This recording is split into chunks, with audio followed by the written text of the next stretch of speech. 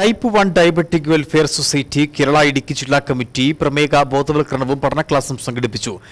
ജ്യോതിദേവ് ഗവേഷണ കേന്ദ്രത്തിന്റെ സഹകരണത്തോടെയാണ് ബോധവൽക്കരണ ക്ലാസ് സംഘടിപ്പിച്ചത്. മുനിസിപ്പൽ ചെയർപേഴ്സൺ ബീന ടോമി പരിപാടികളുടെ ഉദ്ഘാടനം നിർവഹിച്ചു. പ്രമേഹ രോഗബാധിതരും അവരുടെ കുടുംബാംഗങ്ങൾക്കുമായാണ് ബോധവൽക്കരണ ക്ലാസ് സംഘടിപ്പിച്ചത്.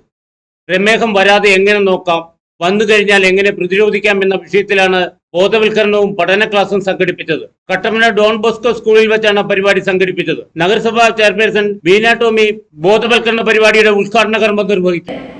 നമ്മൾ ഉണ്ടായി കഴിയുമ്പോൾ മുതൽ ഡയബറ്റിക് ഉണ്ടോ എന്നറിയാനും ഉള്ളവരെ കണ്ടുപിടിക്കുവാനും ഉള്ളവരെ കണ്ടുപിടിച്ചതിന്റെ ഭാഗമായിട്ടുള്ള ഒരു മെഡിക്കൽ ക്യാമ്പാണ് ഇവിടെ നടക്കുന്നത്.